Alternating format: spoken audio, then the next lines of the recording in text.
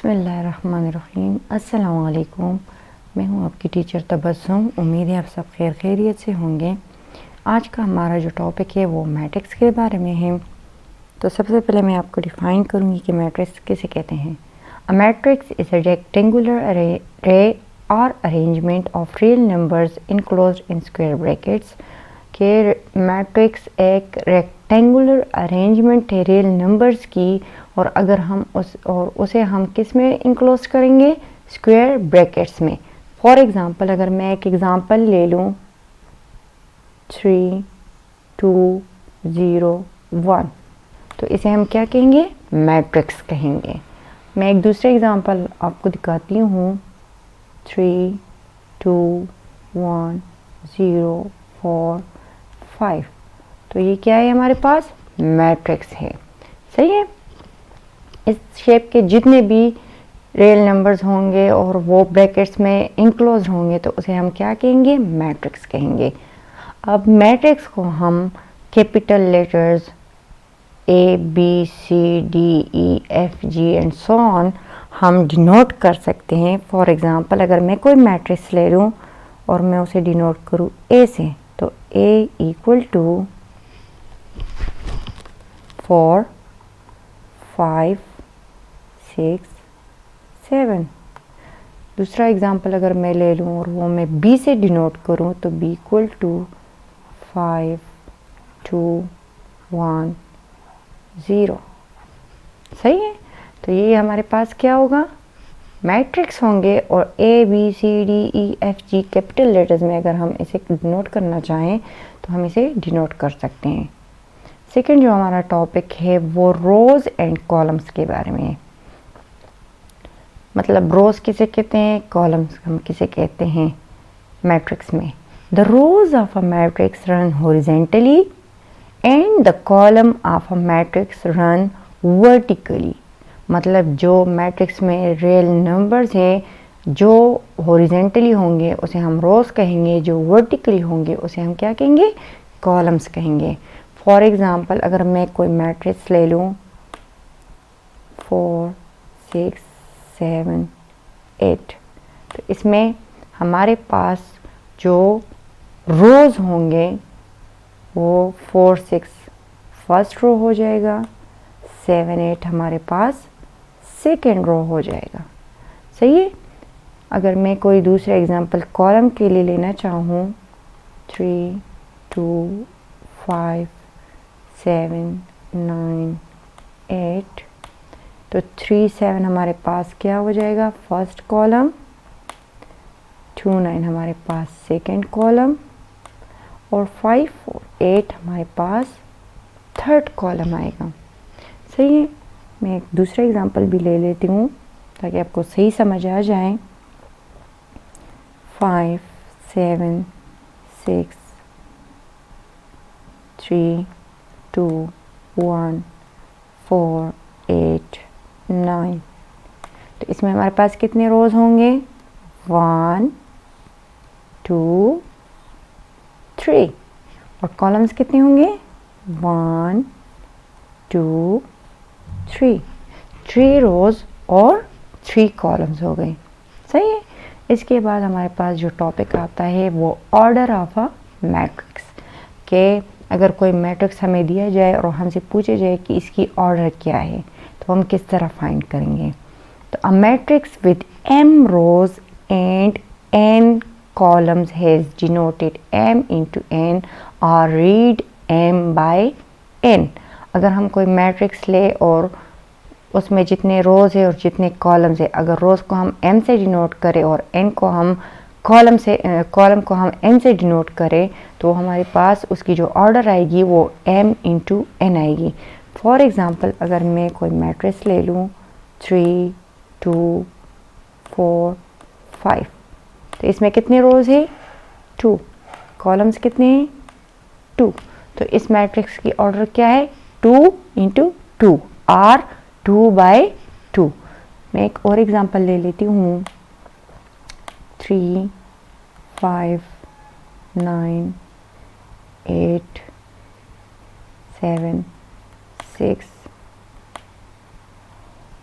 सही है, तो इसमें कितने रोज़ है 3, कॉलम्स कितने हैं 2, तो इसकी ऑर्डर हमारे पास क्या आएगी 3/2। अब अगर मैं एक और एग्जांपल ले लूँ,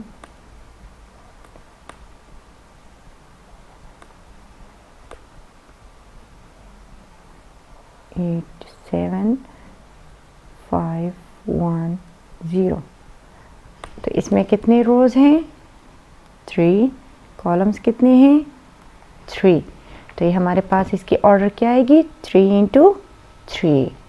इसके बाद जो हमारे पास टॉपिक है वो इक्वलिटी के बारे में, equality of to matrices. Equality जब भी होगी तो वो 2 के दरमियान होगी, सही है, कि दोनों बराबर है कि नहीं है।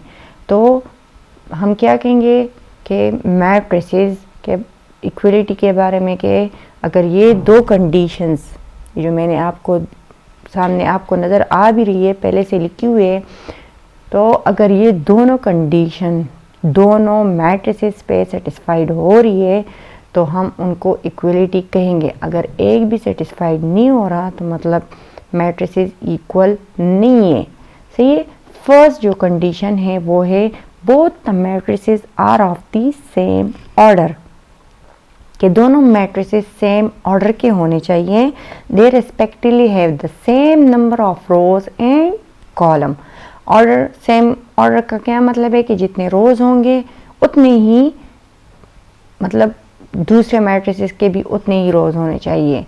फर्स्ट मैट्रिक्स के जितने कॉलम है वो सेकंड मैट्रिक्स के कॉलम के साथ मैच होने चाहिए।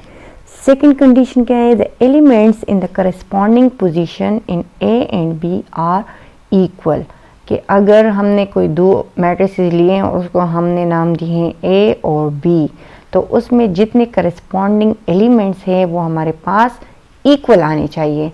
फॉर एग्जांपल अगर मैं ले लूँ एक मैट्रिक्स ए जो बराबर है हमारे पास 1 2 5 3 3 एंड 4, और इसको हम बी मैट्रिक्स के साथ देखना चाहते हैं कि ये इक्वल है कि नहीं है। तो अगर मैं इसमें लिखूँ 1 1 + 1 10/2, 3 2 + 1 और 8/2। अब इन दोनों को देखना है हमें कि ये इक्वल है कि नहीं है। तो फर्स्ट तो हमने इसकी क्या देखनी है, ऑर्डर देखनी है। अगर हम एक ही ऑर्डर देख ले तो वो है 2 × 3। अब बी की देखना चाहें तो वो भी है 2 × 3, मतलब 2 रोज और 3 कॉलम्स। तो ऑर्डर तो दोनों के सेम हो गए, मतलब हमारा फर्स्ट कंडीशन जो है वो दोनों पे सेटिस्फाइड हो रही है। अब हम आएंगे सेकंड कंडीशन पे कि करस्पॉन्डिंग एलिमेंट्स क्या होने चाहिए, सेम होने चाहिए, इक्वल होने चाहिए, सही है। तो अब ए मैट्रिक्स में फर्स्ट एलिमेंट जो है वो है 1, बी में भी है 1।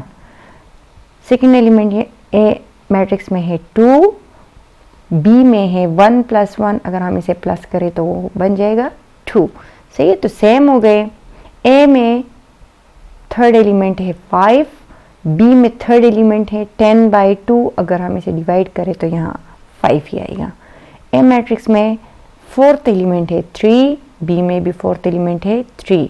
ए में फिफ्थ एलिमेंट है 3, बी में है 2 + 1, अगर हम इसे प्लस करें तो 3 आएगा। ए में सिक्स्थ एलिमेंट है 4, बी में है 8/2, अगर हम इसे डिवाइड करें तो 4 आएगा। तो इसका क्या मतलब हुआ कि ए मैट्रिक्स बी मैट्रिक्स के इक्वल है। अगर मैं आपको दूसरा एग्जांपल दे दूं, फॉर एग्जांपल C 2 1 5 4 और दूसरा मैं इसके साथ ले लूँ D 2 1 6 5। अगर हम इन दोनों की ऑर्डर देख ले तो वो है 2 × 2, D की भी है 2 × 2। फर्स्ट कंडीशन सेटिस्फाइड हो गया है, सही है। अगर हम आप सेकंड कंडीशन पे आए तो सी में फर्स्ट एलिमेंट 2 है, डी में भी फर्स्ट एलिमेंट 2 है, सी मैट्रिक्स में सेकेंड एलिमेंट 1 है, डी में सेकेंड एलिमेंट 1 है, सी में थर्ड एलिमेंट यहाँ पे 5 है और डी मैट्रिक्स में थर्ड एलिमेंट 6 है।